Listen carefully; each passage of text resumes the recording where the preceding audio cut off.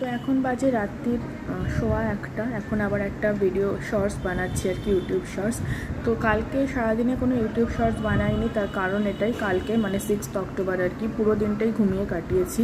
শুধু সকালে ভাগবত গীতার ক্লাস ছিল, সেটা একটুখানি লাইভ অনলাইনে করেছিলাম, তারপর আবার ঘুমিয়ে পড়েছি। তো বিকেলবেলা ঘুম ভাঙলো যখন, তখন নিচের দোকানে গিয়ে 7টা নাগাদ একটুখানি বিরিয়ানি খেয়ে এলাম, মানে সন্ধ্যে 7টা নাগাদ খেয়ে এসে তারপর একটু হাঁটতে বেরিয়েছিলাম। তো একটু হাঁটাহাঁটি করলাম, 16 ফুটের কাছে যে কালী ঠাকুরের মন্দির আছে সেখানে গিয়ে একটু নমস্কার করলাম, যদিও মন্দির বন্ধ ছিল। তারপর আমি মিলন বাজারের কাছে যে সুভাষ শিশু উদ্যান বলে একটা পার্ক আছে বাচ্চাদের, সেখানে একটুখানি বসলাম। তারপর সেখান থেকে সোজা বাড়ি এলাম, বাড়ি এসে ভাগবত গীতার রাতের যে ক্লাস সেটা জয়েন করলাম। তারপর বাবা বাড়ি এসেছিলেন, রাত তখন 9টা বাজে। তো দুজনের জন্য চা করলাম, বাবাকেও দিলাম, নিজেও খেলাম। তারপর স্নান টান করে এই বসেছি।